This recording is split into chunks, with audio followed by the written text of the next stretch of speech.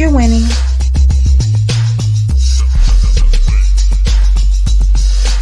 You're winning.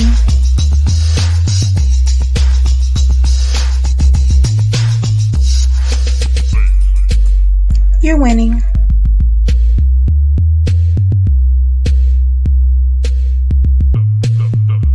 You're winning. Hello, family. Who's winning tonight? I'm certainly winning. I am winning with Dr. 𝐸𝐴𝐻𝐿. Welcome to another episode of Epic Understanding. I am your host, Coach Love. I just like this picture, guys. Check it out. Come on, check this out with me. How managing emotional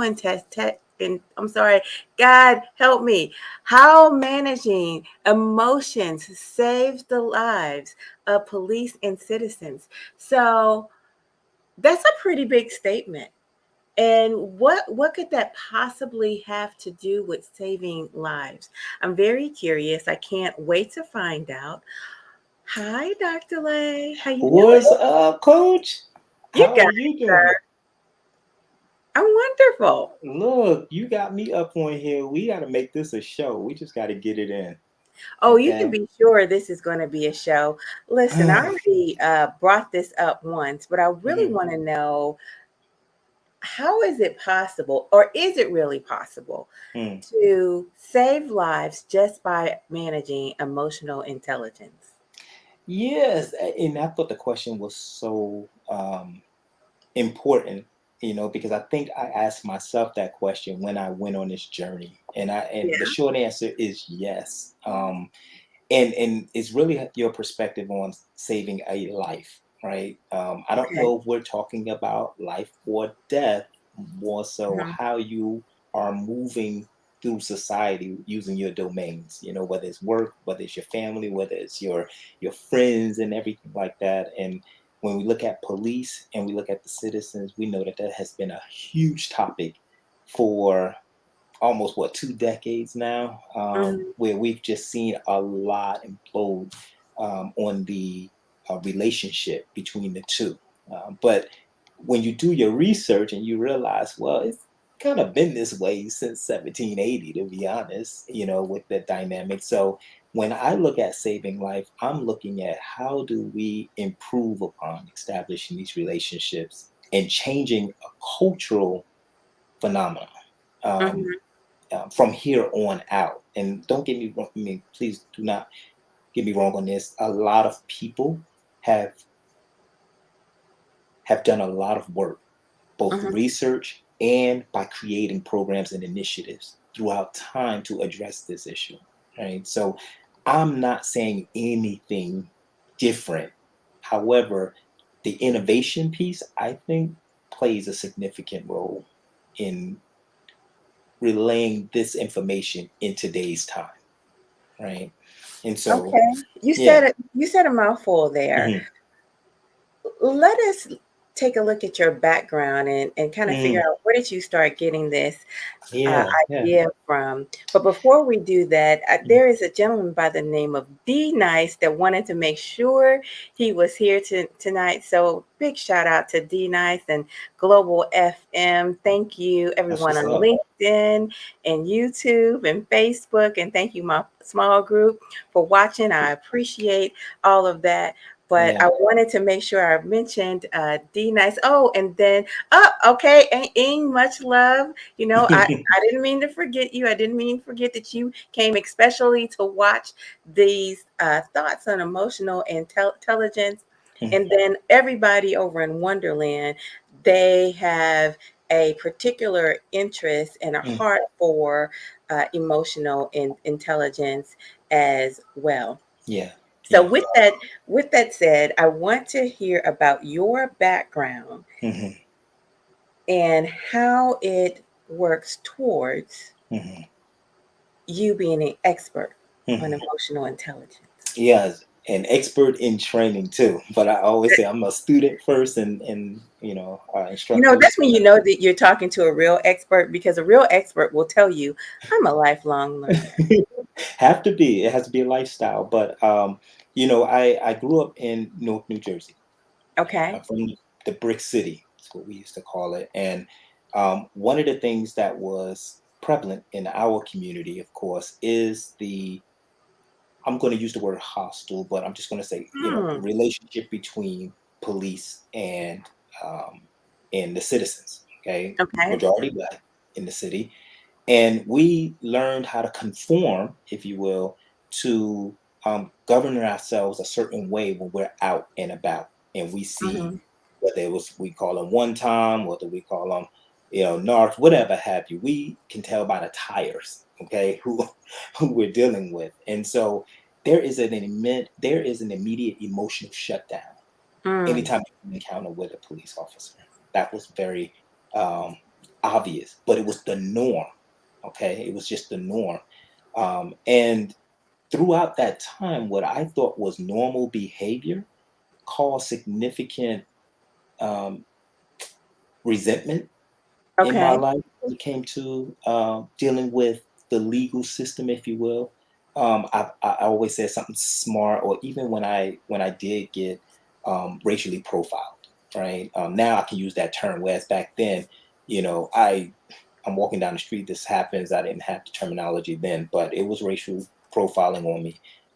And the immediate reaction, the reaction, not the response, but the reaction I had to that encounter and what it did, and then how it really turned, because a lot of my friends had the same experience.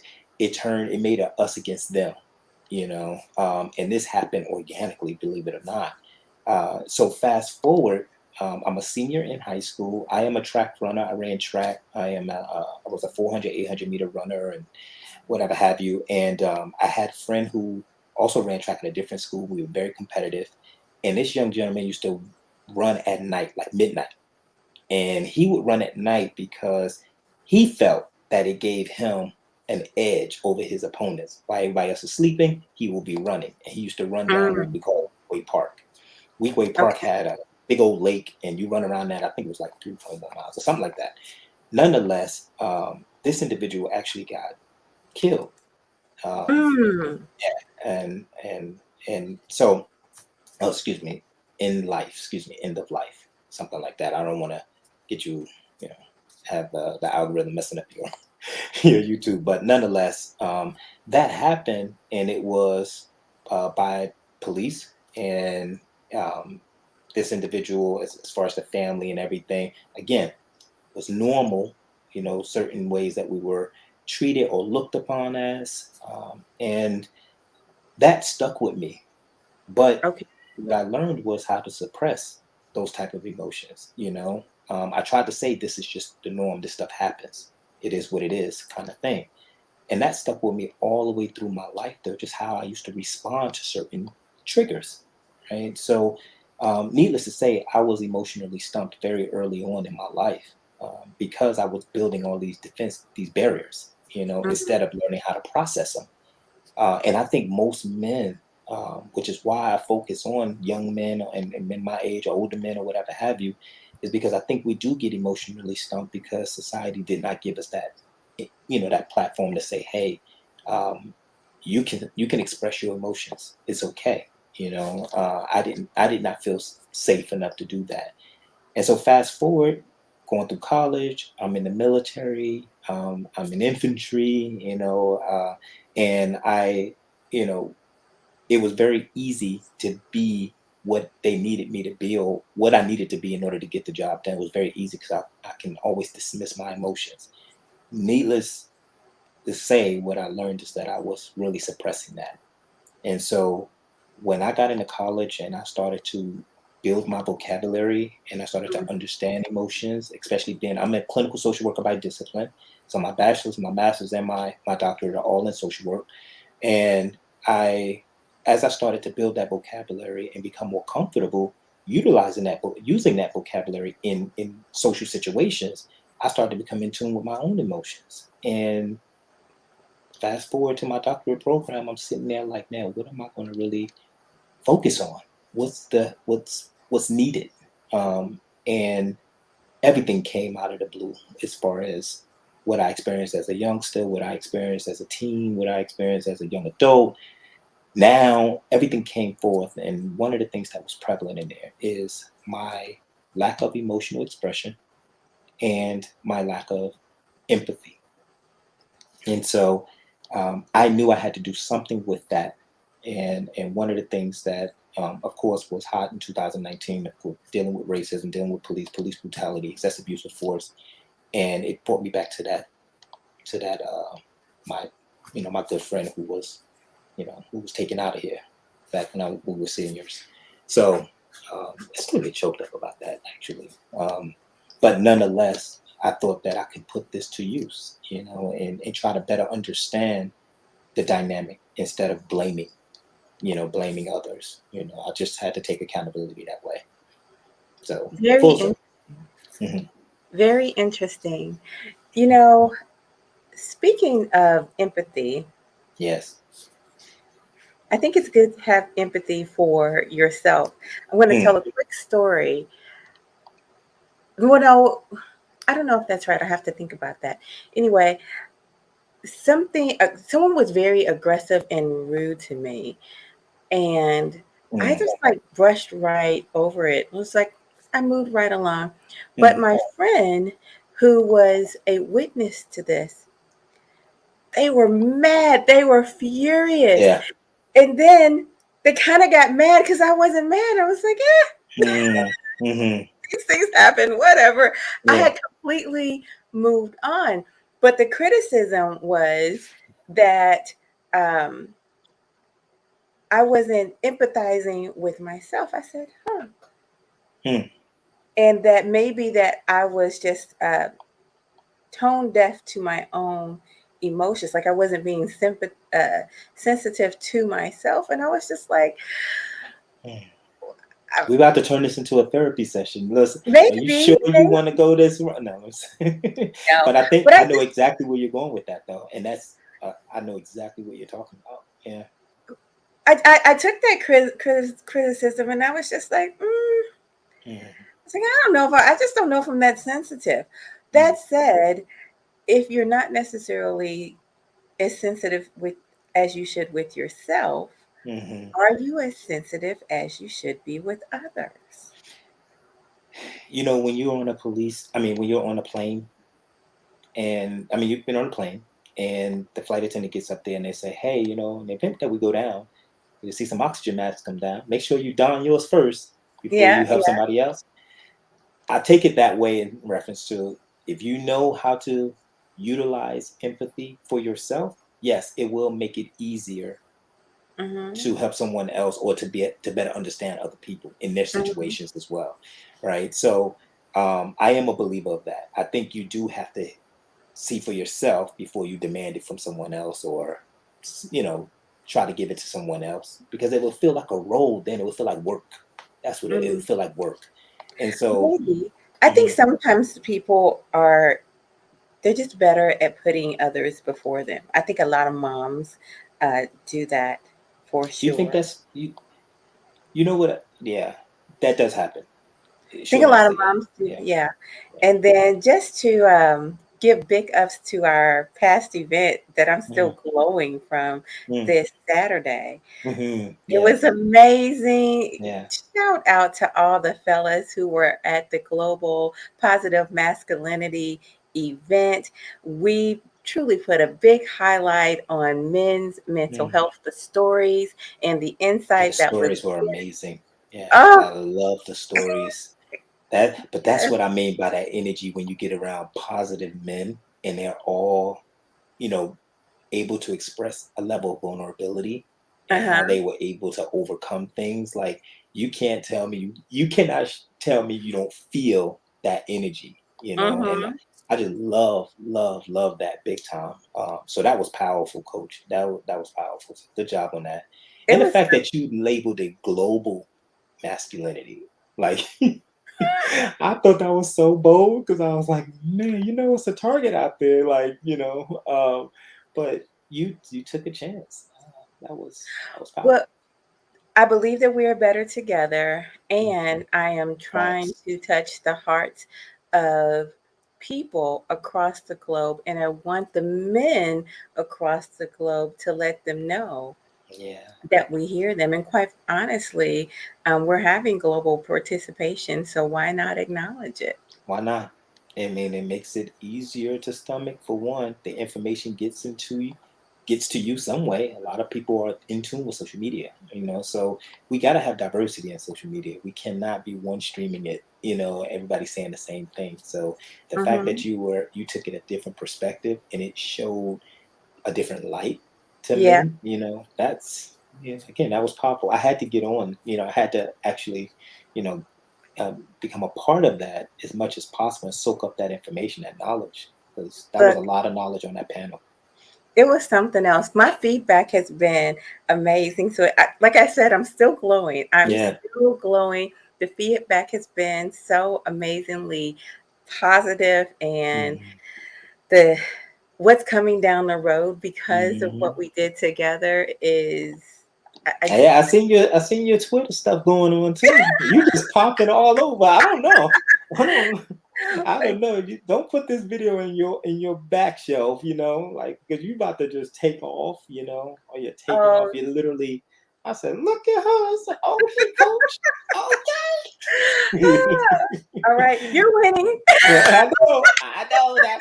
You know what? I'm not even giving you my guy either, because I looked at your video. I'm like, no, that's perfect. I'm not changing that. Don't change that. That's like perfect. Oh, So wow. yeah, yeah. This is really really good. Really good. It's an exciting time, but it's all about the work, right? It's all about the work. Mm. Definitely not going to get my head in the clouds. Still grinding, grinding, grinding, Yeah, grinding. yeah, yeah. Because it's listen, how did they used to say it? Don't get high on your own supply, Facts. right? Facts.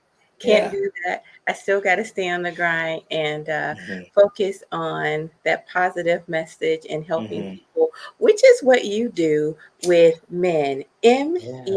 MEN. Yeah. Tell us how you help people with this organization Hmm. and tell us what it's actually about.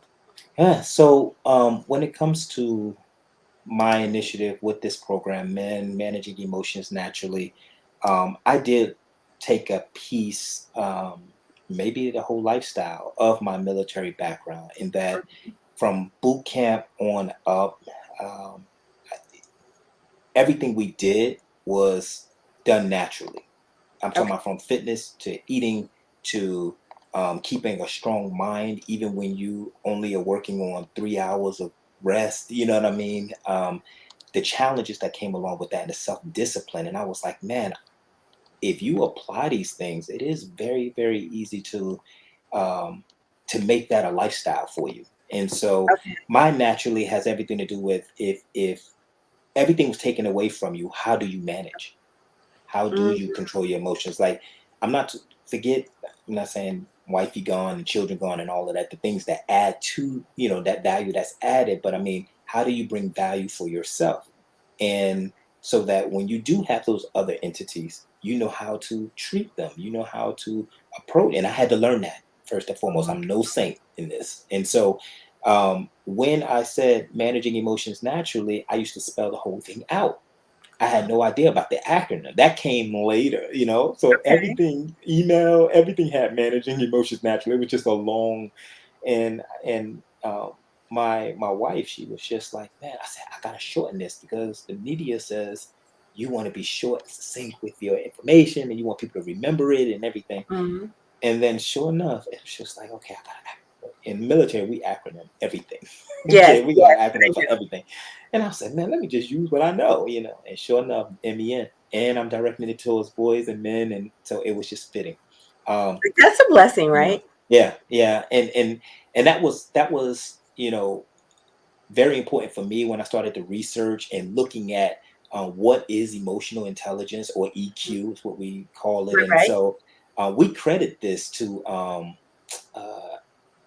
individual Salaboy and Mayer, John Mayer. Hmm. These individuals defined emotional intelligence. Okay. And then in the 90s, I want to say around the early 1990s, there was a book by Daniel Goldman Okay.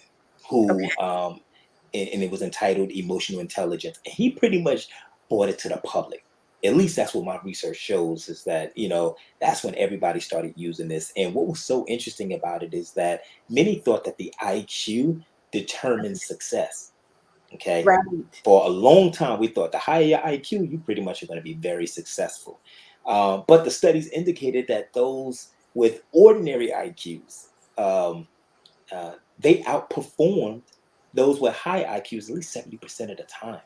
All right. Mm-hmm. So the missing piece was that the important aspect in predicting a person's long-term success was discovered to be the emotional intelligence, or Yes. EQ. And that followed decades of research. So I Okay. said, okay, I'm onto something here. It's definitely something from within.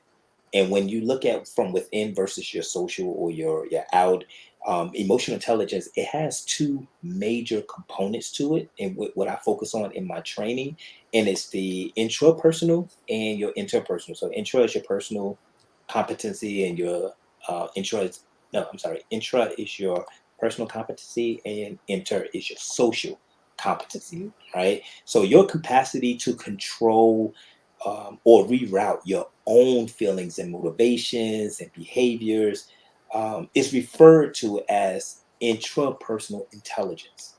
Okay. Okay. So when I looked at that, and I looked at my surroundings, I always look at myself first, and was like, wow, Okay. socially, how do I impact others?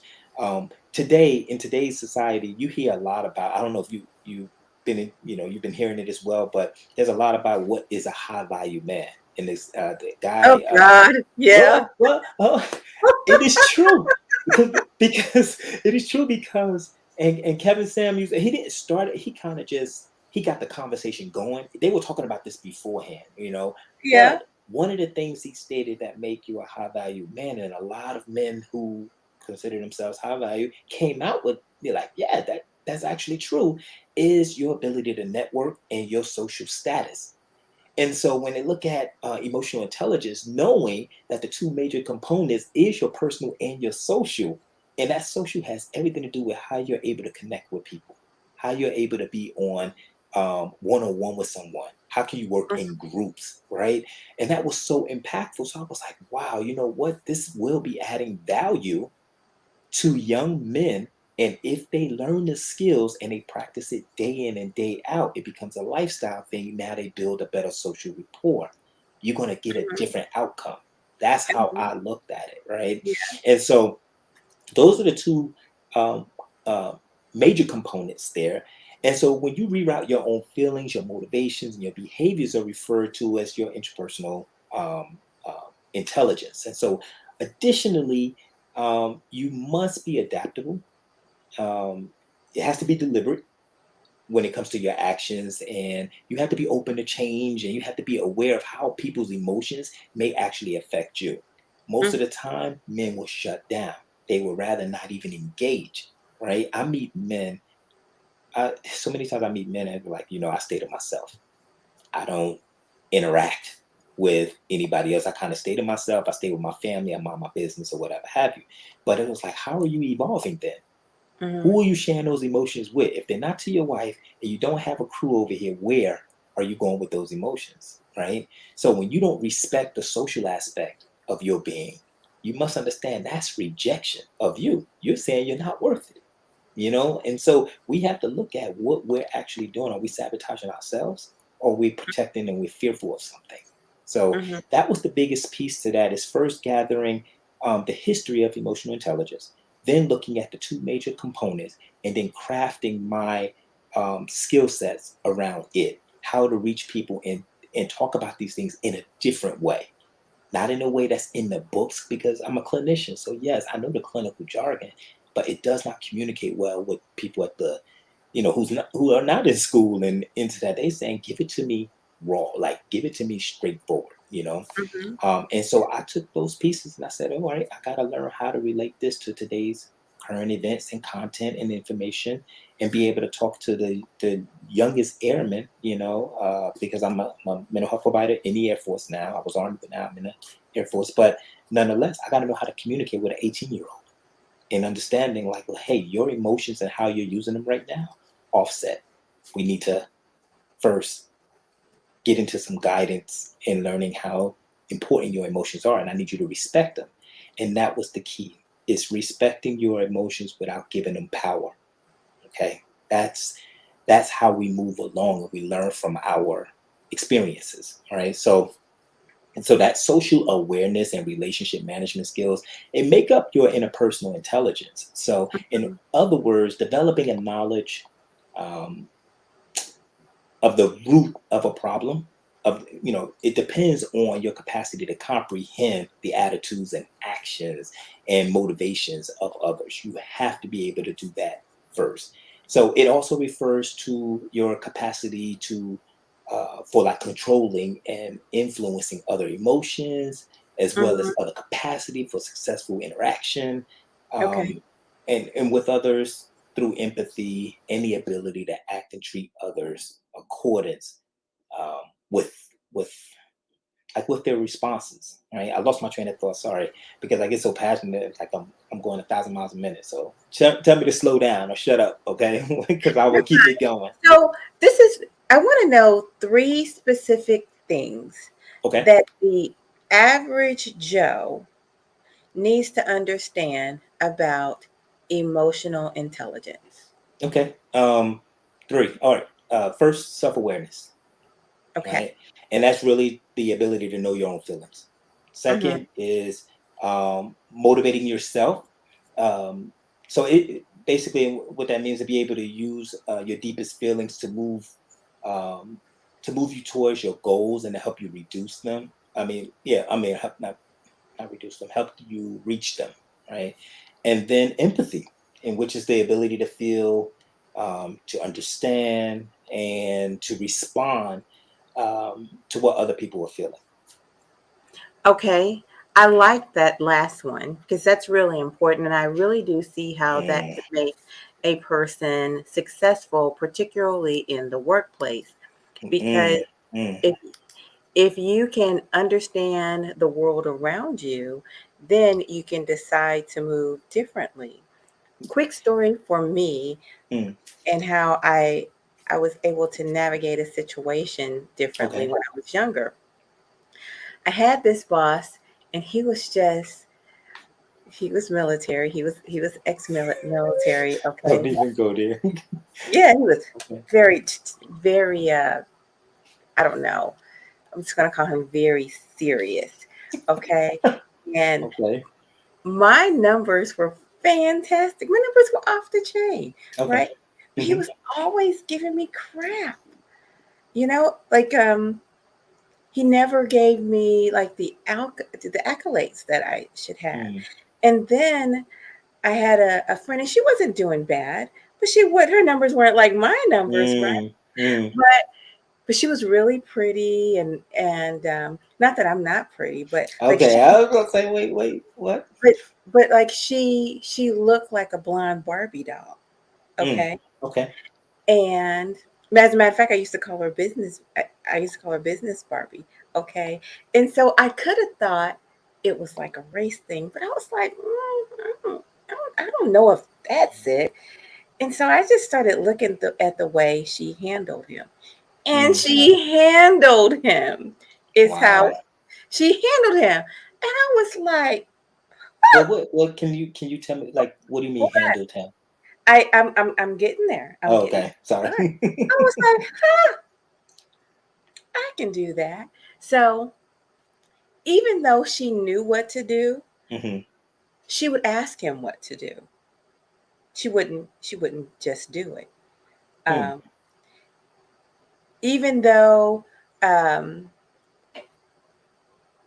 there was a process and a procedure for doing something in place, she would verify the process and procedure with him prior to asking. And I said, huh.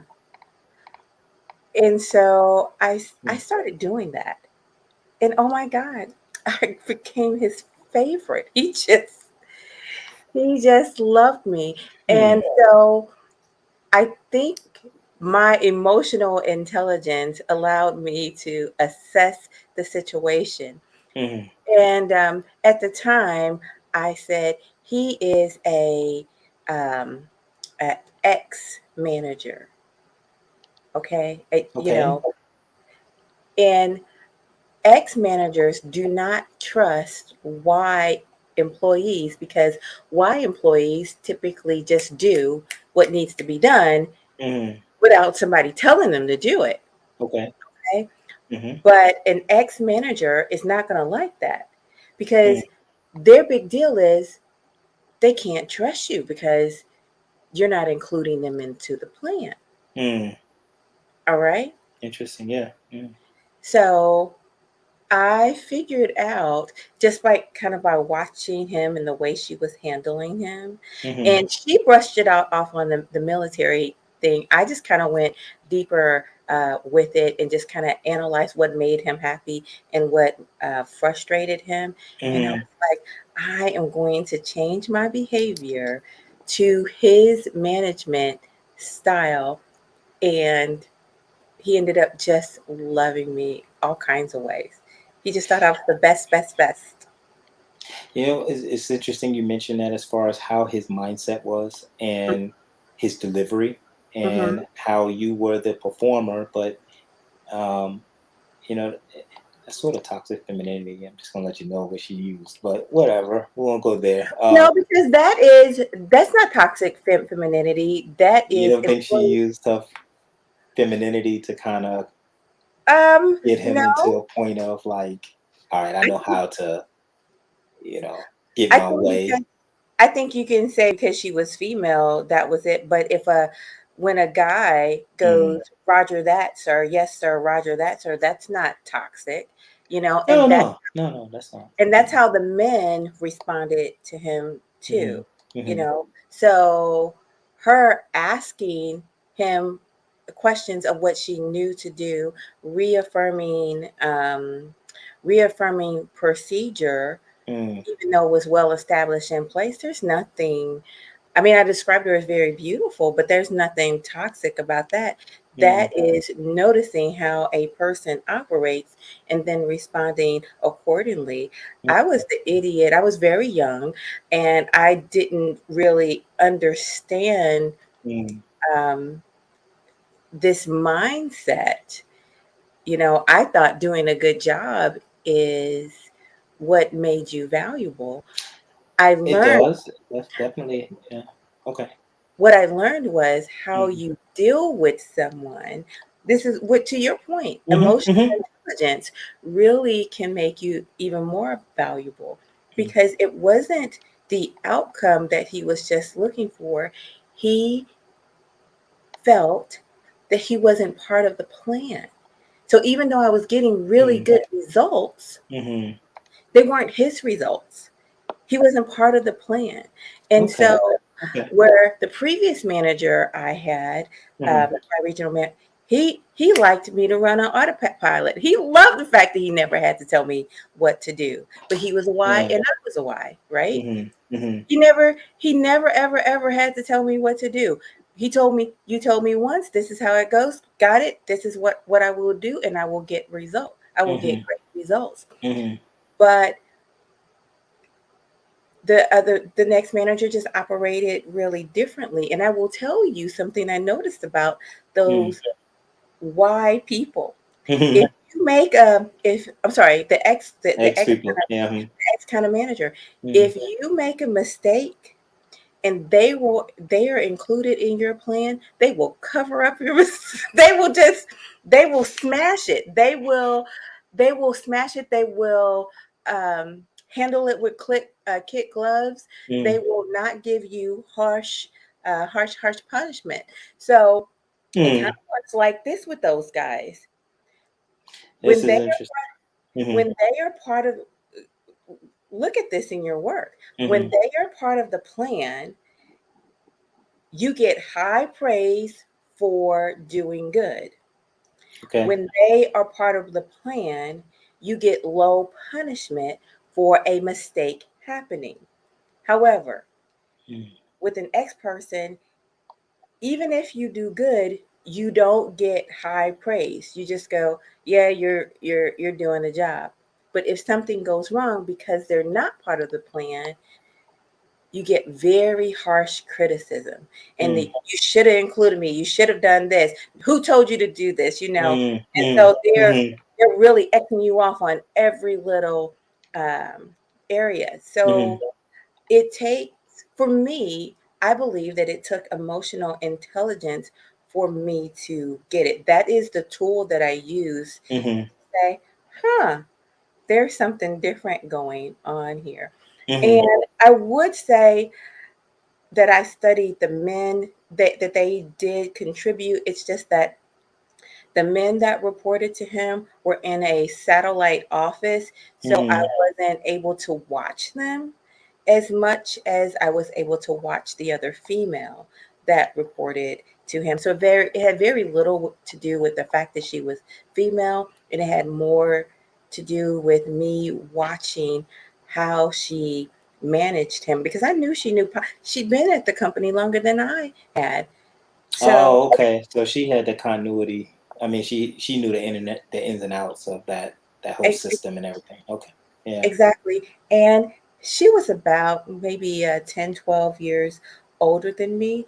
And Mm, so her experience working with military type individuals, mm, she in being in the workforce, she just had more experience. I say that because she knew instantly who and what she was dealing with. And I'll tell mhm, you what, years later, mhm, I knew instantly who and what I was dealing with.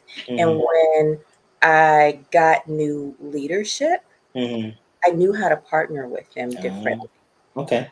And Yeah. it has Yeah. nothing to do with being a man or a woman, because I've had female leaders Mhm, that I've had to partner with in that way and mhm, talk through what I was seeing, what I was thinking, and then making sure that they were um, approving how we were the plan going forward, and it really made them happy. At the same token, I've had female leaders that I've had to work with just like, don't mhm. tell me everything you're doing. That's why I hired you, just Exactly. Yeah. Yeah. do your thing. Call me when it's CPR. So let me ask you something then. Do you believe that you are born with emotional intelligence? I think that I've gotten better at it. I think you have some degree of emotional intelligence, but I believe that when you're intentional about sharpening your saw, you get better at it. And that's spot on because I asked this question to the gentleman as well as far as, you know, can you be born with emotional intelligence? And some will say yes, some will say no. And I say, well, can if it's yes, can some be born with more emotional intelligence than the other? They will say yes, and Mhm. essentially they were spot on, but anyone can actually learn the skills to improve their EQ or emotional intelligence over the course of their life. See, this Mhm. is a lifestyle change. And so when people get in the whole habit of trying something is all good, but it brings no results, because you're basing it on a timeline instead of looking at it like it is a lifestyle. Like my whole life is going to change from here on out. I'm no longer going to do the old thing that I was doing, whatever it may be.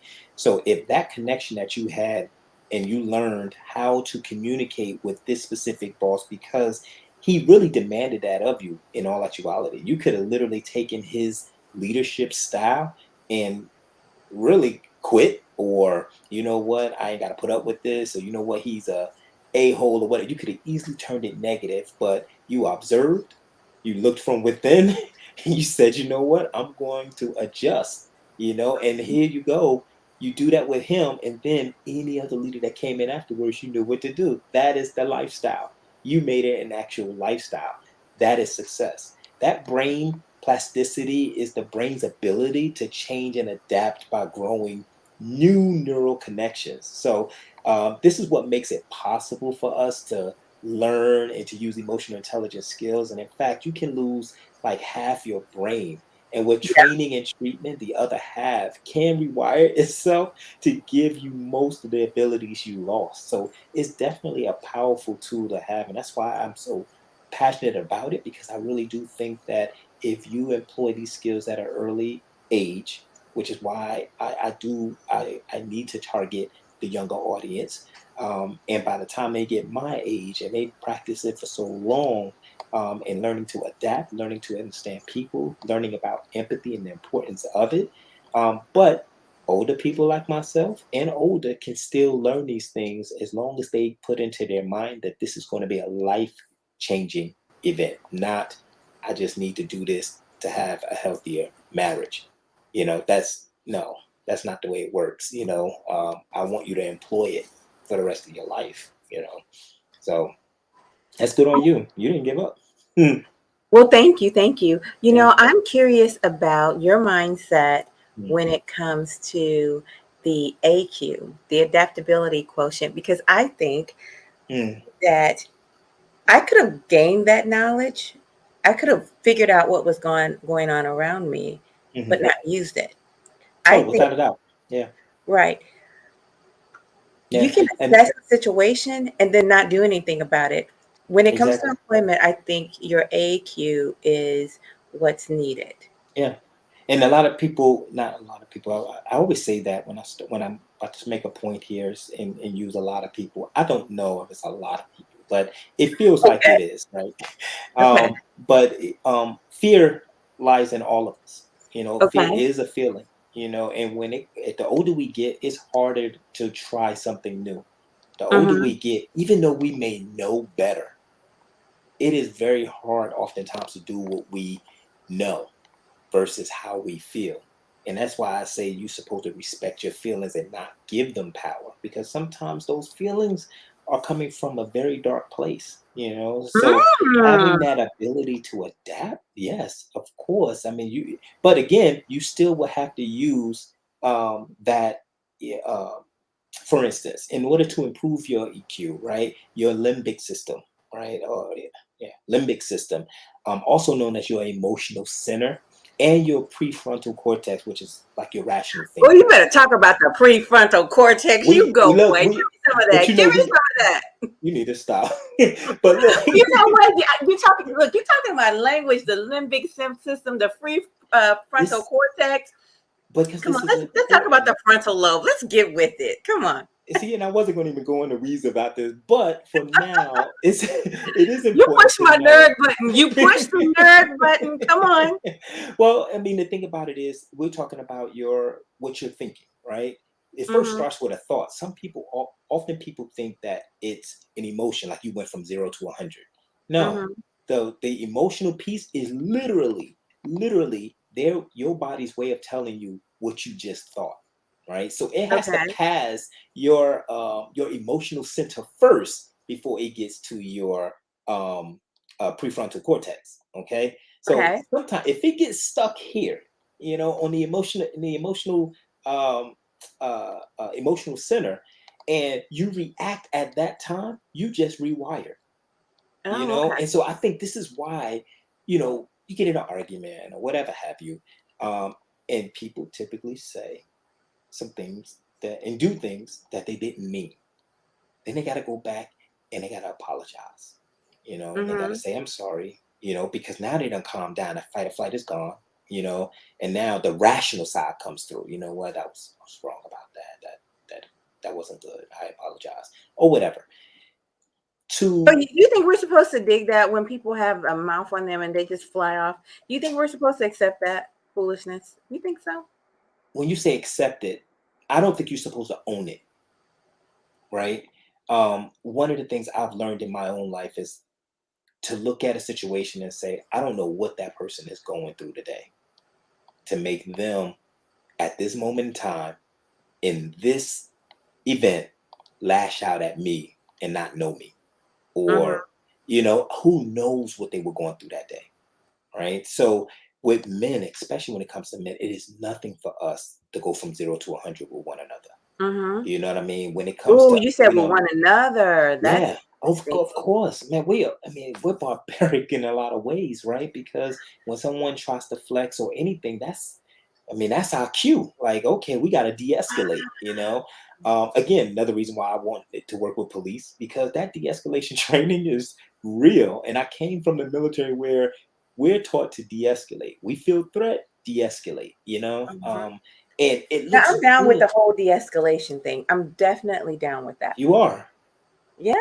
Okay. All right. And the reason I say that is because it does look good in a deployed setting. Okay. You know, nobody will say anything really. But you try to do that in Timbuktu, Iowa. You know what I mean? Your de-escalation tactics, as a young man or whatever, and you think you're just defending yourself, that can escalate in a different way. Okay, So explain that. Explain yeah. that. So of course, when you're in combat, or for military members, they know this. I mean, we learn a lot of de-escalation training. We learn how to self-defend. We do a lot to protect ourselves and protect our fellow men. That's really what it's Okay. about, right? In a deployed setting, okay, when you're downrange, it can be perceived as normal de-escalation, okay, Okay. and nobody will trip out because all your fellas, we train together, we know, we know each other, all that good stuff. Well, you go back home, what we call garrison, Okay. and you're in a little small town, and let's just say you had a bar or something like that. Okay. Your reaction that's acceptable downrange is not the same in this area. Everybody will look at you like, yo, what's going on with you? What's the matter with you? And the reason why that was so important for me to understand is because when we saw what happened with George Floyd, Mm-hmm. and we saw people just stand around and pull out phones and all of that good stuff or whatever have you, I'm going to say this, and I'm very careful with my words with this, but I want people to be able to have an understanding that when you're given a profile of a threat, this is what the Mm-hmm. profile looks like. Okay, this is what the profile looks like. There's a certain way you handle that profile to reduce that threat, especially if you've been told through your intel, like, hey, boom, this is threat. If you see this, this is how we handle it. Okay. When police, and this is what made me so curious and why I wanted to target police officers as well and educating and understanding, because I do have a level of empathy for them. I understand now, that if you're given a profile and that profile says this is what they look like, that's a threat, your reaction may be a certain way, even though that person may not actually be a threat. Okay, but that was the profile that was given. You don't So I know. just want to pause though. Yeah. I want to go back and focus on something that really matters. Yeah. Because I do talk with my students and my clients about this. Mhm. And it is number one, developing a professional Mhm. personality type, a professional identity. Professional identity. Now, Okay. comparing that to what you said, Mm. you said that responding one way in one particular area can be detrimental in if you responded the same way in another area, Right. which is the exact same thing that I'm saying. And I say you don't act the same way at your grandmother's house that you do at a party. So Right. it's not changing your identity, Mm. it's Mm. changing, deciding which piece of you to show up, you know. Or what you perceive as a threat. It's going to warrant a certain reaction, Well, depending I on where you guess are, what I'm right? talking about, I'm not even just talking about threats. I'm talking Okay. about having behaviors that are maladaptive. Okay. The Okay. reason, Okay. yeah, the reason why you don't go in your grandmother's house yelling and cursing is because that's Mm. not how you operate. Right. That's right. Okay. That's right. In that environment, you know better. Yes. Exactly. Hmm. Exactly. But You in know, all actuality, that is it. That's intelligence. exactly. That's emotional intelligence. Yeah. You have to act like you have some sense. You might not have any sense, but Hmm.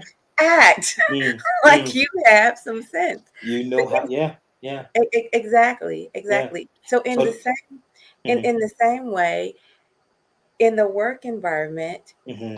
I try to tell people who don't necessarily come from a professional background that Mm-hmm. this is how you operate.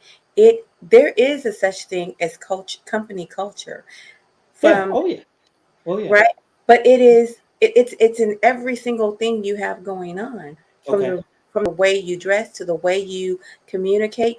Do you blind see people in an organization, or do you not blind see Mm. people in an organization? Do Mm-hmm. you Are you instant messaging all day back and forth, or does the culture say you walk over and talk to that person Mm-hmm. directly? What Mm-hmm. does the culture demand of you in your particular organization?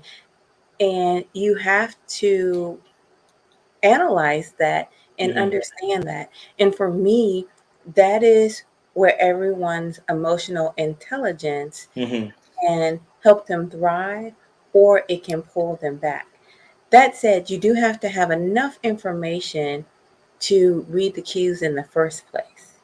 And I think that comes back to knowing yourself as well. You really got to know your triggers. You got to know your limits. You got to trust your decision making. And what I see a lot of, if a person comes into my office, oftentimes when they come in to see mental health, I mean, it's typically they're in the thick of things. Rarely do I get individuals who are at the preventive stage, Mm. who are like, hey, I'm seeing I'm not sleeping well. Let me go in. Usually they've tried to um, tolerate it, if you will, for a significant amount of time until now it's spewing it's affecting everything. And one of the things I notice when it comes to individuals learning how important emotional intelligence are is that they do not trust their decision making. And that Mm. trusting decision making has to do with being honest with themselves, growing up in an environment where, yes, emotional acting out was the norm. And again, this is what I meant by what appears normal and acceptable here will look totally different in this environment. And with emotional intelligence, it gives you an even playing field across the board. Doesn't matter what domain you're in. And that's what I want, for police officers. That's what I want for just men in general, people in general. But I mean, I'm focusing more on men, because I feel like they have a very tough job. And a lot of men have to go out here and do some of the most egregious work, every day to make a living, to try to deal with societal pressures and things of that nature. But it starts with self. And that's where the accountability comes in at. Again, this pushes the envelope for me, when I looked at the Relay Project and when I looked at working with police officers and bringing empathy into that fold, has everything to do with the accountability piece. I felt that it was a lack of accountability, what we were seeing. And this was what was infuriating people, is that people were not being held accountable for their actions. And so, with empathy and with emotional intelligence, you hold yourself accountable, especially if you made it a part of your lifestyle. And so I said, you know what? If we can apply these tools every day, practice a little bit of mindfulness in situations that may seem hostile, but you keep your cool and you learn to de escalate. Tell you a story. I was on a watch with a police officer. It was about 11:30 at night, 11 o'clock Mhm. at night, and I was sitting in the driver's seat. And this individual, he was a white guy. We're talking. He knew the neighborhood. Of course, he knew what corners to go and sit at. He knew the whole thing. He knew his neighborhood very well because he's been there for a significant amount of time. And one day, when I was out with him, we're driving down this street. He sees this tall, the back of this tall black kid, had locks, and he was just walking, nothing up. And I was talking with him, and in midway, he gets on his brakes and hold on. He gets out the car, and even my heart jumped because I was like, "Dang, what am I about to see?" Absolutely nothing, because he calls his name, and for the video, I just say Tyler, right? He's like, "Hey, Mhm. Tyler, what are you doing? What are you doing out?" And so I don't know. Tyler said something back to him. He was like, "No, no, no, go on and get home, man. You know your mother gonna be mad at you or whatever." Get back in the car. He boom, driving, nothing. And so he went back to start talking. I'm like, whoa, whoa, whoa, what did I just witness here? And he was like, Mhm. what are you saying? I said, how did you know that was Tyler? And he was like, man, I can tell, I know his walk anywhere. And I said, this is why I have to do this. Because not only do you have a rapport with the community, you know people, you know them in this community. You did not get out, draw your weapon. You didn't do none of that. No escalation of force because you see this individual walking down the street at 11 o'clock at night. You knew exactly who he was. This man got home safe to his mom and everybody was cool. Police officer went home and got, to his family. And that is the attitude that I want, even with the youngest police officers coming out of the academy. No gun hold, no strap up boots ready to take somebody down. No, you are the protectors of the community. The community needs to trust you, but you have to trust yourself first. That means you got to trust your decision making. And your decision making comes to understanding your emotions, how you're regulated.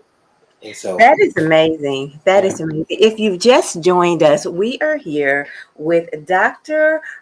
Rahim Alay. He is telling us about how emotional intelligence saves lives. He just gave us a beautiful story about how a police officer used his emotional intelligence to assess a situation and everyone went home safe. And you're giving us a little insight to your relay project. Can you tell Mm. us a little bit more about that? Yeah, man, this is my baby. This is like very personal for me, Okay. and I love uh, what's coming about it as we stand. What's happening with it now. But I started, I drafted the relay project about started in 2020. And relay is an acronym. Here we go, military acronym. But relay stands for respect, empathy, learn, accept, and yield. And so um, part of this program, 3 week program with police officers, I'm showing them how empathy actually saves lives, how empathy establishes healthy rapport with the Wait, communities that Dr. Lay, did yes, something happen with your mic or something? Because you were really good, and then all of a sudden you started getting to this good part about relay, yeah. and now we Is it can't off? hear. Oh, okay, there you go. You're And back. You're back. okay. All right, great. What about now? Am I good? Oh, you're really good. You are Okay. really good. Okay. Yeah. Okay. Awesome. Yeah. So I again wanted to show really wanted to show them how um, with this program, teaching them not only emotional intelligence but empathy to its core, being able to understand the communities in which they swore to protect and serve. Um, my biggest dilemma with the whole thing was I had a question. From the Mhm, beginning was are people coming in to the police force with a lack of empathy, mhm. or does the police force and its training and its environment create this level of this lack of empathy, if you will? And the reason I had that question starting off was because I have cousins who were military and police officers in North New Jersey, Okay. and they gave me some really good insight, and that it wasn't something that is the way social media made it. That it happens everywhere all the time or whatever have you. There's more de-escalation, more emotional intelligence happening. It just doesn't get a lot of play. Okay, Okay. so I knew my focus on this program was it first has to start with respect, but respect of self, and then respecting the community. In order to build respect, you got to have intergroup contact, Okay. healthy intergroup contact. And basically, intergroup contact is when you take two separate entities and you have them communicate with one another, spend time with one another, get to know each other on first name basis and things of that nature.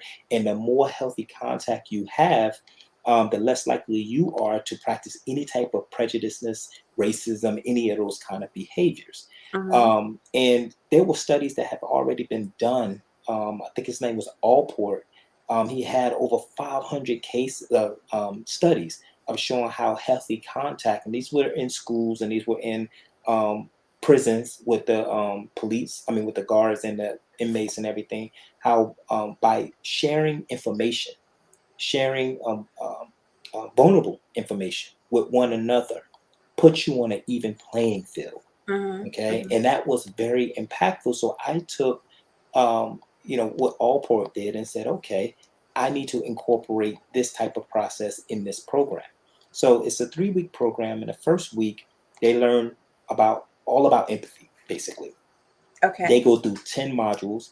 All of these modules are teaching them about the importance of empathy, what's empathy. Every module has certain exercise with them, and it can be understood at the lowest educational level. That's what I wanted to cater towards, right? Then the second week, they actually go into a field placement exercise where they go out into the field. They have no guns, none of that. They in polo shirts, they in khakis, and they literally engage with the community. Now, these are cadets, right? These are all cadets, police academy cadets. And so they go out there, they partner up with churches, youth groups, they become mentors.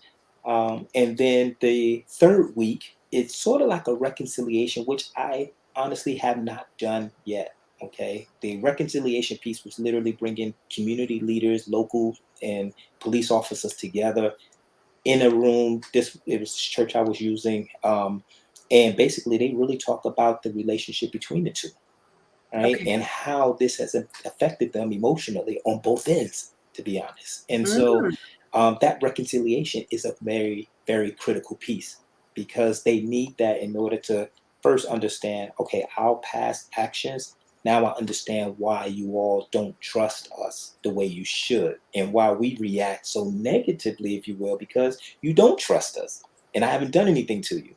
It's not that, it's the history, it's the institution of it, So that's the 3-week, and then the last 2 days they take an exam, and then they get their certification. And the main objective was hopefully long-term goal is to have this program, at least the empathy certification piece, in every police academy, so that every cadet, when they graduate, no one can say they didn't know. That's really the key behind that. But of course, one precinct at a time. But that was my long-term vision for this program. So I've done 27 individuals so far, and that's been great. But it's been on a voluntary basis, not on a mandatory, and which is okay. Some have said it was too long. The program they 3 could have weeks shortened is it. too long? Yeah, well, they got 32 weeks in their training, and taking 3 weeks out of that, I understand, and I can definitely look at, tweaking it a little, but it's still in the works. It was that pilot. I just wanted to see, hey, when they learn about empathy, they've got 2 days of learning about the history of policing. And that does fall in line with critical race theory a little. And I know a lot of people are touchy about that, but I understand what critical race theory was trying to, um, um, um, at least explain how institutions are founded, and how they have certain dynamics that for some reason, without even touching them, it's going to have a certain outcome, and how racism really impacts that institution. And when you look at the history, I don't know if you even know the history of policing, but when you look at 1780 and the slave patrols, and that went on to 1860s before they did black codes, and then you went into Jim Crow law, then you go into now what you see is the war on drugs and all of these kind of things.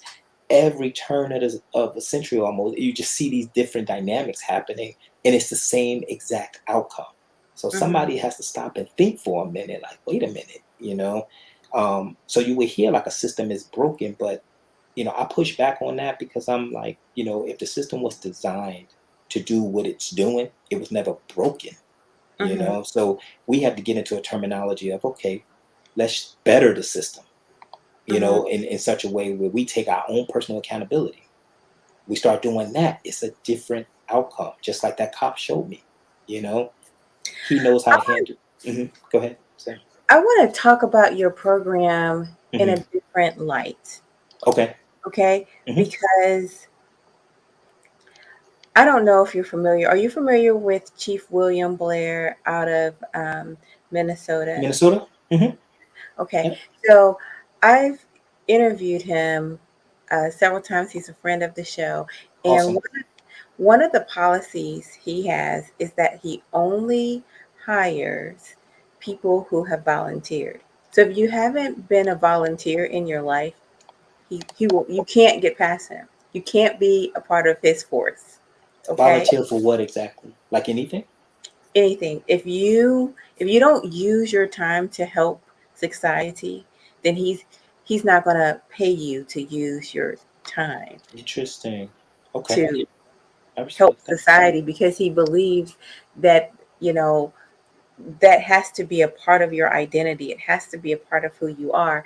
Mm-hmm. And I have to say, I really agree with him on that. Mm. I love that criteria, Yeah. because Yeah. it takes away this rationale. It's like, oh, I want to be a police officer because I'm on a power trip, or I've watched Cops, or just all of these, Yeah. Yeah. all of these negative reasons why one might become an authority figure. Mm-hmm. Okay, so it helps. It might not completely get rid of it, but it really does help with it. Yeah. Yeah. Yeah. I think And volunteering is definitely a unique skill. I would say a skill to have because when you volunteer your time, you don't get that time back. So when you make it an effort to impact other people's lives willingly without nobody, you know, giving you no well, accolades. no way. There you go. You're back. Am I? I did it Okay, again. you're back now. But like Yeah. for like a minute there, you floated away. I don't know what Right. happened. You Yeah. float, This you float this is out. supposed to be a really good mic. It's supposed to be like one of the best ones. I've researched all of this Wait a stuff. minute. Are your red bottoms acting up? That's like having red Ah, bottoms that hurt your feet. look. One day I gotta show you my closet. I'm gonna put my closet on blast and let you see. Yeah, we are one of those families. Yeah, Got it. Got but it. it's not like that anymore. We've changed. Yeah. Okay. If you say so. but If uh you say so. If but you say the volunteer to your point, yes, the volunteering, putting them in that mindset of understanding that you are for the people, you work for the people, you're tax, Mhm. you are paid by tax dollars, so they really rely on you, to come and respond and be able to de-escalate a situation, be able to. Everybody wants to get to bed. That's pretty much it. They want to go home, and the police want to go home, and so I have so much respect and so much appreciation for what they do because, again, being on that military side, and it's a big difference, of course.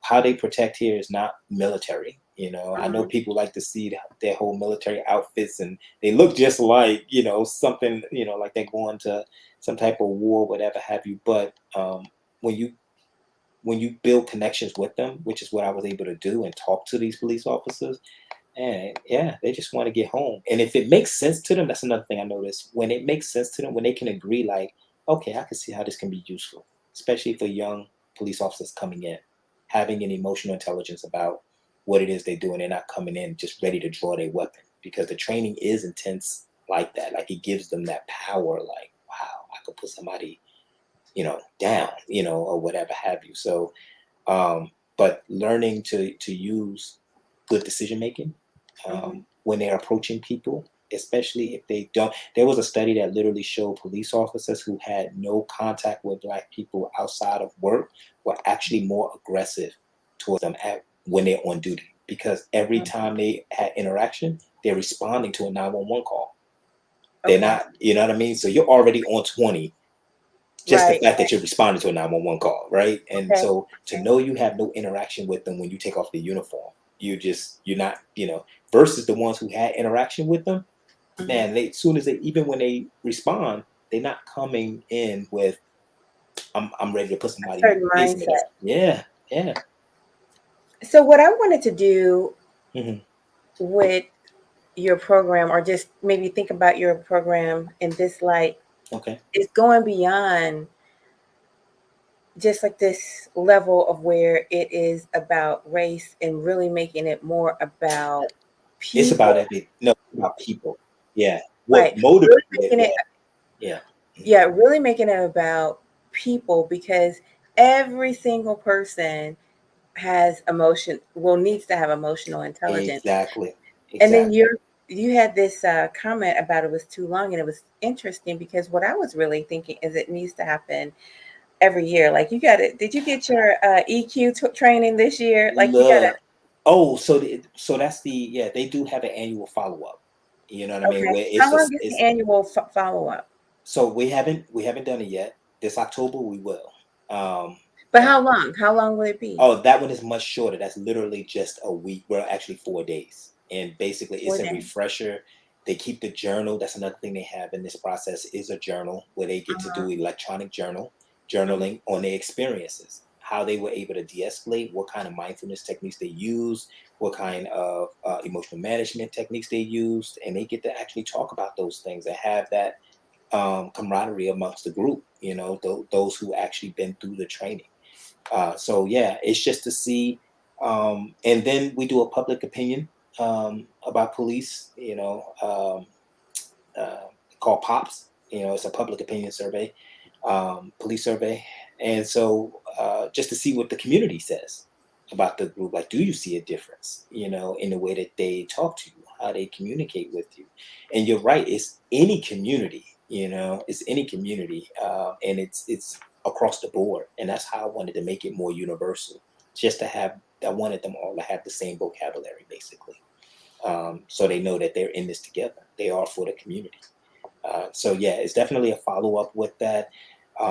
I The other aspect to this as well is the train the trainer impact, Okay. because I am very interested in having those police officers who went through the training to become trainers themselves and then train the next group. Okay. Instead of employing more people outside to come in, they got the bodies to actually do it themselves. So that's again another military tactic we use. We really try to stick it to our community, and we do a trainer. We hold ourselves accountable in that sense. So that is another aspect of the training. Okay. So, what tool do you use to make sure that people stay engaged with this all year long? Do you see it being a part of quarterly evaluations? Because for me, it really has, Mhm. in order for this to really be effective, it Mhm. needs to be a part of the culture.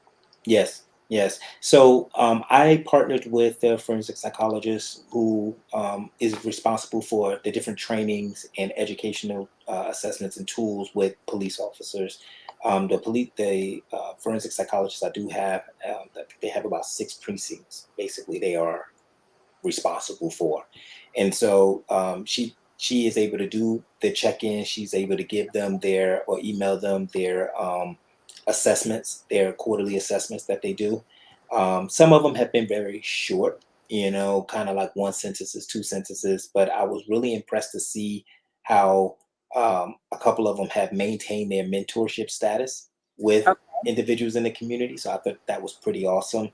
And they're doing it on their own. They're not getting the accolades for it, but now that they have that accountability and they're working in that community, this was something I learned with the police as well, is that they pick where they're going.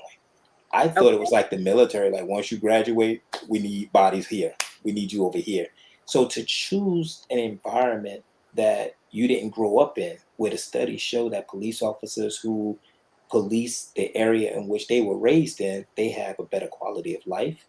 They have better rapport with the people. And it makes sense, of course, because you know that community. You went to school with a lot of them. You kind of know the ins and outs. You know how to talk to them and everything. So it really was mind-boggling when you see individuals who are from a different part of that city volunteer to go work in a part of the city that they usually don't interact with. And so I thought that was very interesting. And when I did my interviews, I interviewed about 70 police officers, with the same 6 questions, and one of them was like, hey, why policing? Why'd you choose policing? But to hear some of the responses, I think it So, has what more to were some of the responses? um one individual was like, I need to know. We need to know all the 6 questions, but yeah. yeah. So the first one was why policing. That was one question, and then I asked them about emotional intelligence. What is their take on emotional intelligence? Can they describe a person in their life who used it very well? Then I asked them exactly how much interaction you have with people outside of you, like your demographics, your reference group. You know, and your reference groups are just literally people. Their opinion of them matter. So if they need you to respond a certain way, you're going to respond that way because that reference group matter. It matters to you. All right. So that was key. And then, you know, if you worked in this certain area, how are you expecting to build rapport with them? You Okay. know, to see what, you know. So I heard responses of, I wanted it to go where the action is. That was alarming. I heard an individual say, I want to protect those that can't protect themselves. And Okay. so you can look at that either way, you know. And my point is behind that was, well, you know, your neighborhood has crime as well too. You Mm-hmm. know, what's the difference? You know, and Mm-hmm. so I wanted to challenge, and I didn't go too deep with that, but I wanted to challenge them to think like, man, why did I choose this area? Why did I go here instead of stay in my, you know, hometown or whatever have you? And I don't know if it's every single state that does this, but in this particular area it did. But nonetheless, that was very interesting to me to learn some of the responses, and then many of them were genuine. I'm talking about family history of policing in their family. The men, that's what they did, um, and so I thought that was interesting in and of itself, and looking at whether or not they would be good candidates for the program. I really was going to take any and everybody. I didn't care, but it was very lopsided with the volunteers, and I just wanted to have more diversity uh, in the volunteer initiative because I think it shows your chief that okay, he's about this life. He really wants to be a good impact, you know, because he volunteered for that. That's pretty. Okay. That's pretty cool. So So, yeah. what were the list of questions again? So I asked them why did they want to be a police officer. I Mm-hmm. asked them, you know, if you had to work in a community that wasn't like your normal demographics or whatever have you, what, you know, how would you feel about that? I asked them Mm-hmm. about emotional intelligence and to describe what, um, who demonstrated good emotional intelligence in their lives and how did they apply it, just to kind of see where they were going with that. Their previous work history, I would ask. Okay. And so that had more to do with did their, you know, if they came from the military. That's really what, you know, I can tell Mhm. individuals that actually had the military background, just some of the language they would use. And I'm like, okay, Okay. you know, so, and then, uh, the other one, oh, diversity on the police force. Yeah. And I Okay. said, what does that mean to you? You know, is that something you feel like you would speak up about? You know, is that something, you know, and the last one was you're a rookie. You're in a squad car with someone who is senior, you know, Mhm. how much of a voice would you think you would have? You Mhm. know, because again, their setup is just like military that, you know, an E1 wouldn't question no E6. You know, that's not going to Right. happen, Right. you know. So, um, you Mhm. know, how would you respond if you saw something that you literally emotionally felt like, this is, I don't know, you know, because we often hear these stories of like, you know, proving yourself or I don't feel like I'm in a space to say something because I'm just not getting in, I'm fresh. The bystander effect, I guess you could say. So, but those questions was all geared towards, you know, hey, what kind of mindset they're coming in with, you know, and I think that that's important when you're talking about a job that is so aggressive, Mhm. intense, you know, there is a level of emotional intelligence you're going to need to do that type of job every day. You know, every day you're in a squad car, every day you responding to 911, my heart goes out to it, man, because that's pretty intense. You know, at least in the military, I mean, we 6 months, 9 months, 12 months deployed, we come home. You know, for the most part, you know, and we got a year layover, 2 year. Every day, this is your response. You know, um, Do you think police officers should have mandatory? This gonna sound so weird, but like a mandatory soft time. And I'm making up oh, this. like a desk job, like Yeah. yeah, Yeah. you know, in the 50s. World Patton, General Patton, when the men used to go to war, they would be on the ship, and that was like their dwell time, this reintegration time. They had time to kind of get themselves together after they went to battle and intense, And when a police officer is engaged in a situation that turned into a shootout or whatever it may have been, I often wondered, like, what happens to them? Like, do they just keep it going? Like, no, I need to get back out there, and do what I need to do. And now I do equate that to any other aggressive, if you will, type of job. Football players who got knocked unconscious, how much late dwell time they got, or Yeah. whatever. But I do think they need that desk job to kind of just, I mean, And dial it maybe back. I might not put them at a desk job because it might be torture for them, but I might put them on a job where their job was to like replenish people. So, like becoming an instructor or something, Right. instructor duty. Like And I think they do that.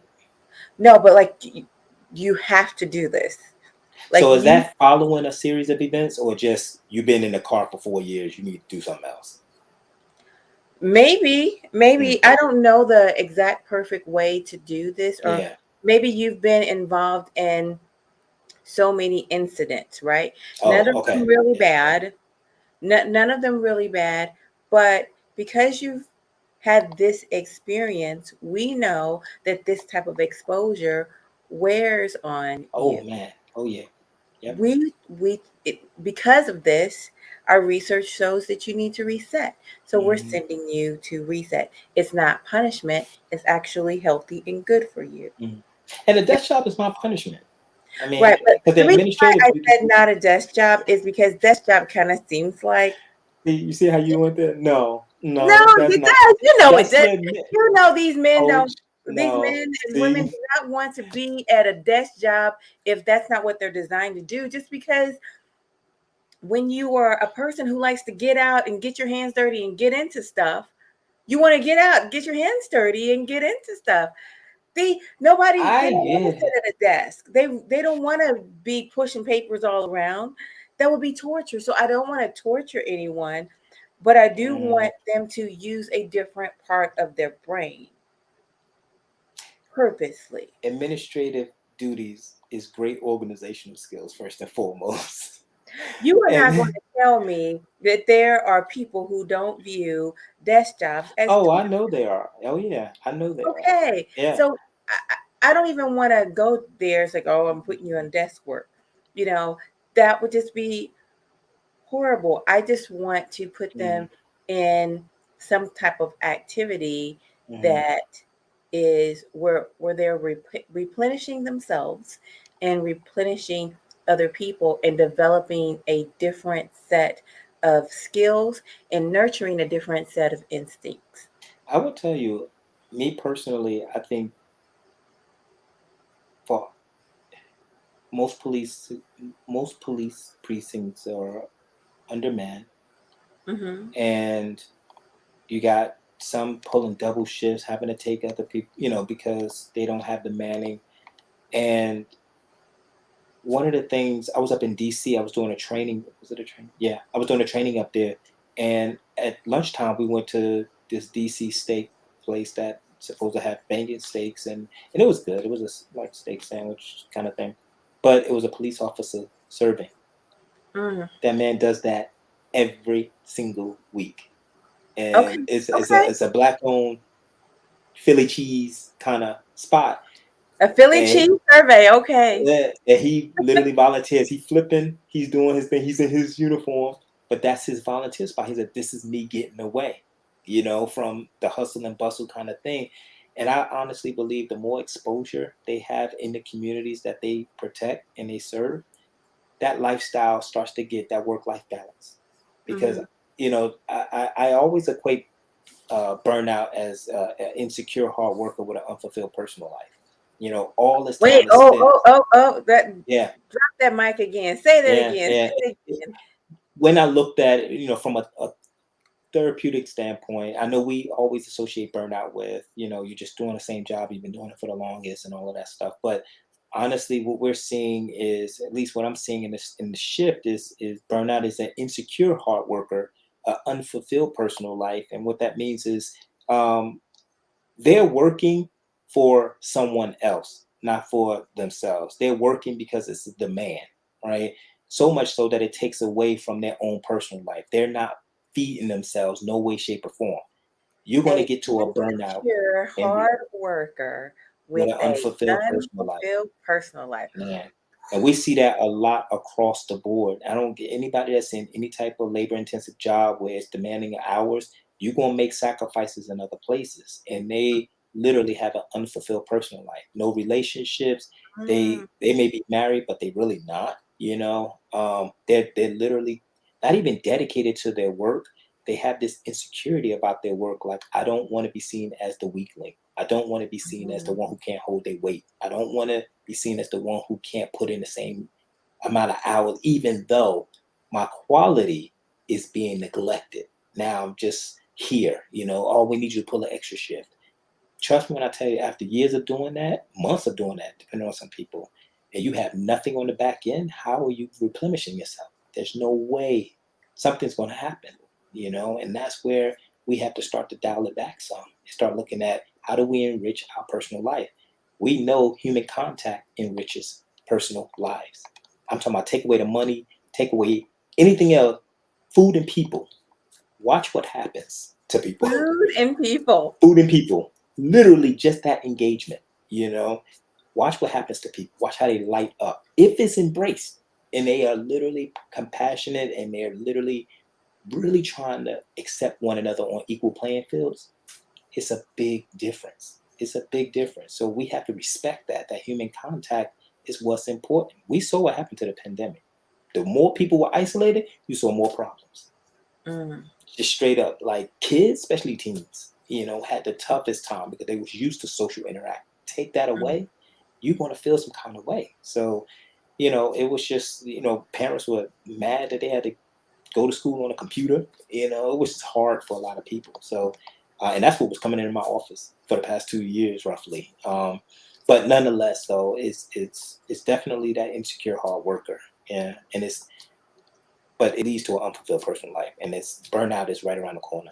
Yeah, Wow, that was definitely a mic drop moment for mic sure. drop moment. A I like mic that drop mic drop moment. moment. You know what? I want to thank everybody for watching us tonight. It has been magnificent. There is still a lot more to unpack. Tell us again, what is MEN, Mm. MEN? What does that stand for?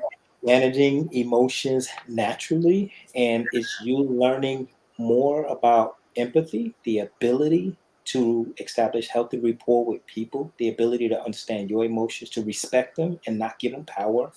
And it's about your emotional IQ as well, or EQ, excuse me, as well as learning more about yourself, learning how to monitor your emotions so that you can be as useful to the people that you impact, that you're around, that you have relations with, whatever have you.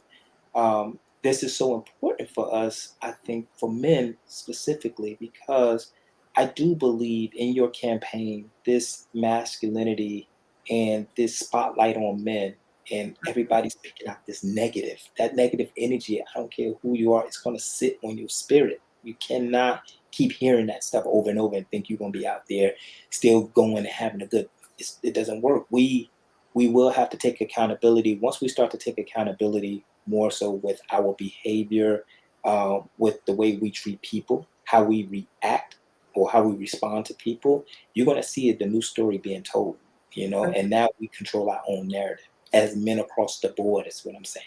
And so the more emotional intelligence we have, the more likely we are to be successful in our day-to-day lives. You know, Steve said the other day during our fabulous men's Mm. mental health summit, he said that men cannot give and acknowledge what they've been taught to suppress. Oh, yeah, spot on. Spot on. Yeah, I totally agree with that. Again, what makes you insecure?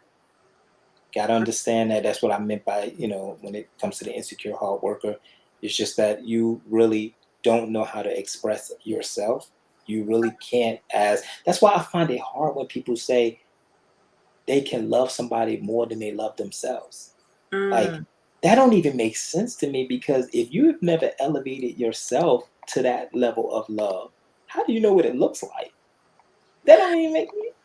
It never makes sense to me. But when somebody says to me, "I love you more than I love myself," like, Mm. I sit with that, and I'm just like, how do you know that level?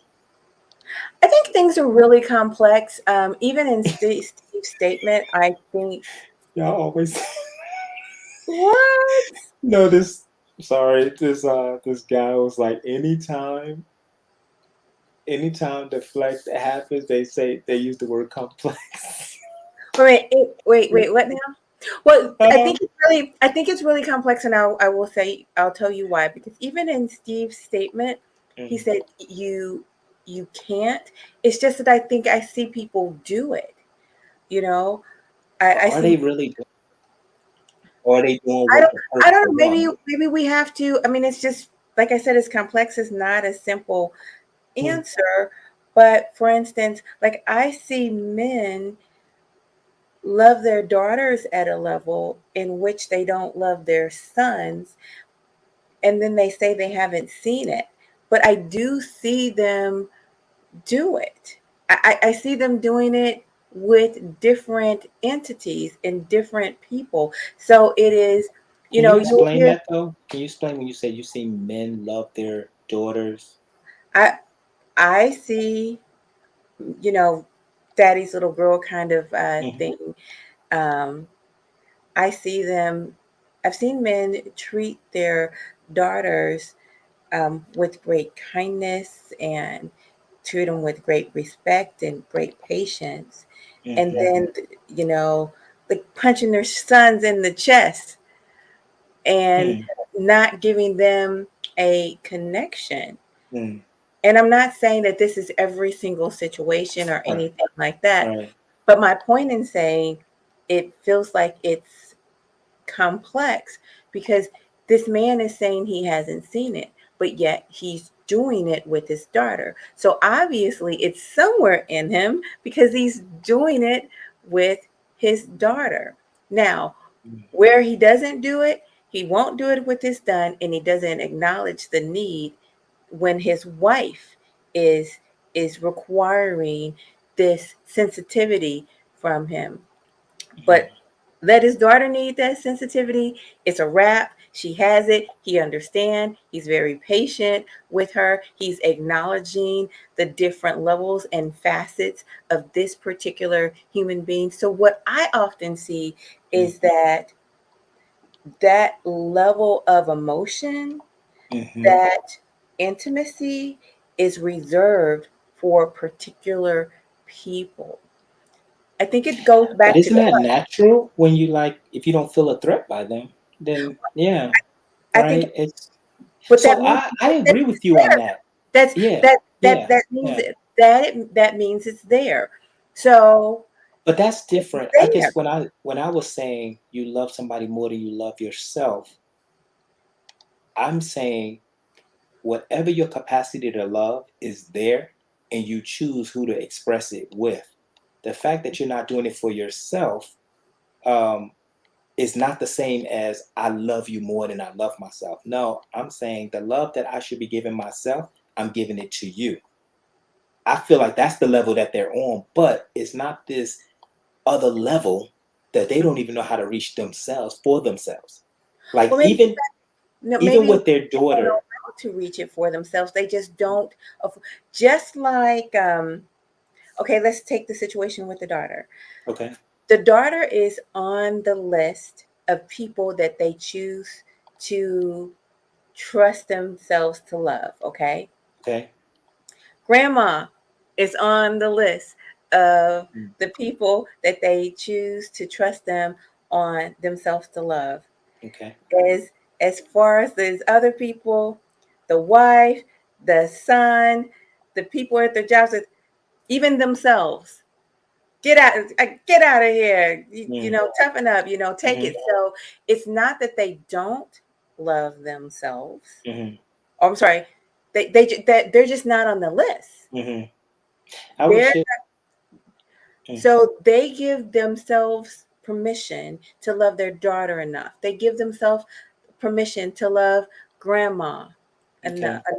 Okay. They give them grandpa. He's earned it. He's da da da da da. This man, he's 86 years old. I'm like almost mimicking somebody. I'm really telling someone's story. Mhm. Of course, I love them. This guy, he has a really strong New York accent, so I can hear in my head.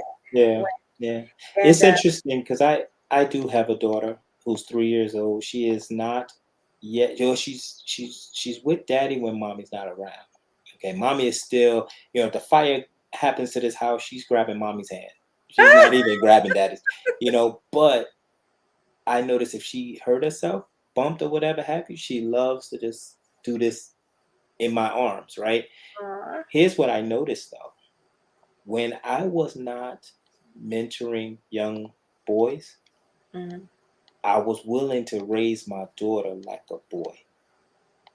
mm, I was literally going to make sure I prepare her for the insecure boy that I was to not ever look at him. But the more I engage with boys and I see their lives changing, I'm more hopeful with the way I train her now, you mhm, know, to really respect boys, to respect men, to respect their differences and things of that nature. mhm. And so I oftentimes run across women who's like they were raised by their dad and they have like this masculine energy, like my dad trained me this way.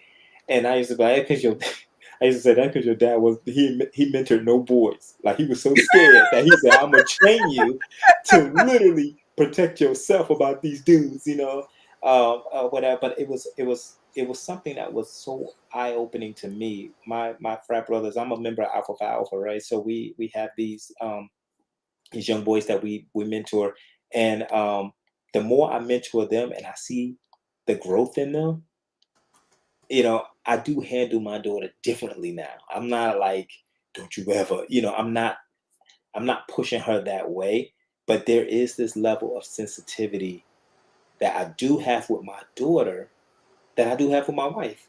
You know, they made it to where it's okay to be, Yeah. you know. But I have this shirt and everybody laughs at it when I wear it, but it says, "You can't tell me what to do. You're not my daughter." You know, Ah, and I like it. I like everybody cries out when they see this shirt, and sometimes I forget I'm wearing it, and I just see somebody laugh, and I'm like, "So funny, like your shirt is cute," you know. And I look down at Nairi, and I'm like, man, that is my little girl, you know, kind of thing. But I get what you're saying on that. It does make you feel like you have to cover her. I feel like I have to cover her and protect Mhm, her, and you know, and show her this delicate side of me because I don't want her to be afraid of men. I don't want her thinking we're all, you know, kind of thing. So that's interesting. Yeah, I get that. So I can rethink my whole, you know, you can't love beyond your capacity, but when I hear that statement, I'm just like, oh, I don't know how well, to. it definitely sounds weird, and this is why I say it is complex. It's You really have to, Yeah. yeah, exactly. You have to think. You know Yeah. what? This is what I want to tell people. Just because you're a hammer doesn't mean that everything is a nail. So Mm, you get this thought process that you've been trained to think, and every answer, oh, this is like you're automatic in what you're thinking. Like I said, a word complex that kind of triggered you back to mm, what you're thinking. But you know, like you thought you had a hammer in your hand, so you thought I was a nail. But mm. that's but that's not That's how a it good one. Yeah. that's Gotcha. not how it works. You have to be present Hmm. in the moment. Yeah. You have to be present in the moment. The audience is saying that you explained everything extremely well. Oh, So awesome. Awesome. they Well, love I they. know, you know, once my YouTube channel goes up, I'm going to be putting this on. Well, if the police will allow me to, because I really do want to show people how this works. You know, I think Right. it's and again, there have been police precincts who have done similar things. You know, but uniformity. I'm military. Dress right dress to me makes sense. So I'm like, everybody, I should go to any base and we all speak the same language. That's how I think. And so Well, it's cultural, right? it is cultural. It's Yeah. definitely cultural. So I'm hoping, to build more of a trail behind this, and other precincts start to see this and back me up. And I think it'll be great. More to come. It's fine tuning, but I was so excited about it. And I'm able to blend both the men and the relay project and make both of them, really nurture both of them and build a team with it. So it's definitely exciting. But thank you so much for having me, Coach. I so appreciate you, man. You're the bomb. Okay, I'll it's dope. It's dope that you even again made this space, and you run it well, and keep doing your thing. I will be following you on Twitter. I'm gonna follow you on Instagram. I'm just gonna be in that space because you're a good mentor too. Just the things you've shared with me on the phone about how getting into this YouTube space and how to make it your own, and yeah. sticking to your niche and stuff like that. So I'm just hoping to inspire really others that want to go, come to a channel that's educational, Hmm. and be in that space. And that's what you're doing. Like, you just give us things to think about, and you introduce us to people that we would never have seen, you know what I mean? And they come onto your channel and it's like, oh my God, okay, I get it, So that platform last week, that was on point. I mean, oh, and Yeah. Sugar Ray, we are literally talking in reference to me looking at my books and my ideas and what I want to do and stuff like that. So I'm learning a lot from from him as well, and I'll be learning a lot from him. So this was great networking. Hopefully I'll be in that high value social There you status. go. There you go. I like that. Yeah. Absolutely. Yeah. Absolutely. I can't do anything but 100% Yeah. love it. It is an absolute pleasure. Do you Thank do you. you have any parting advice that you want to leave the family with? Man, managing emotions, really respect your feelings, and appreciate that you have them. Know that they exist, and know that you need them just as much as you need your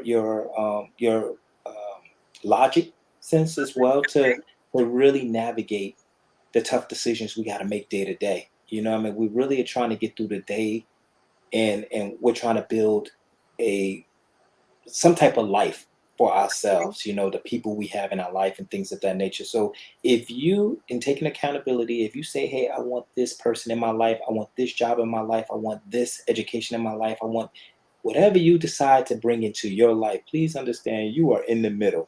Those are domains.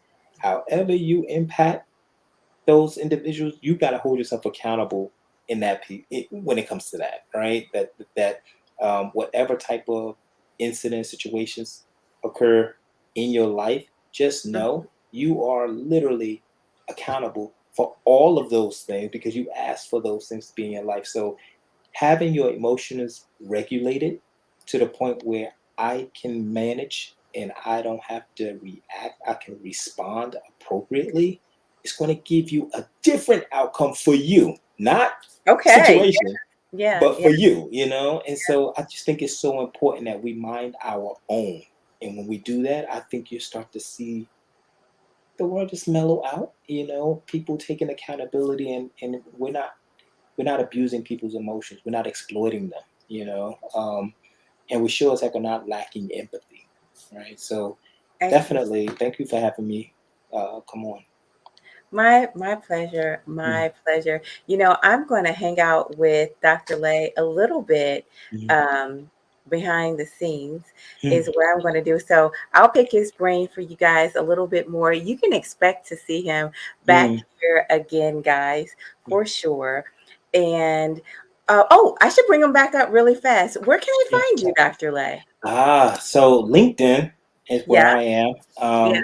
and it's Raheem Lay at LinkedIn, Hmm. and then IG for Men. I just started that page. Okay, so there's nothing on there, but I will be posting and getting into the habit of it. And as my social media stuff that gets created and everything, definitely I'll be out there. Because And you're going to you. get Mhm. Oh, your YouTube. Yes. I want to know your YouTube channel. What's Yeah. your YouTube So channel? the YouTube is the clinician. Okay. Okay. And again, that's really new. Nothing's on there, guys. Not yet. Anyway, Okay. everything is coming. So I'm super excited to be in this space and really getting involved, getting active. So yeah. Well, I'm going to make sure that the family is able to find you when you get it up. I Mhm. will link your page to my page. So just Yes. float on over. That's what I'm And talking. That's how I start. Look. there you go. That Yeah. is for sure. Yeah. You I guys appreciate it. make, look, y'all hunt down Dr. Lay so he can so he can help us out with Yeah. our emotional intelligence. Yeah. Family, I appreciate you so much for Thank you. watching. You guys are amazing. I couldn't do this without you. Check out Dr. Lay, and I think that we're going to see his program expanding all over the nation. When it comes to policing, we want our police to be equipped to help us go home and help them go home safely. So, with that said, family, thank you for watching, and bye-bye for now.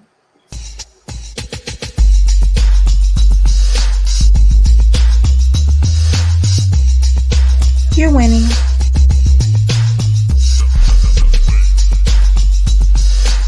You're winning.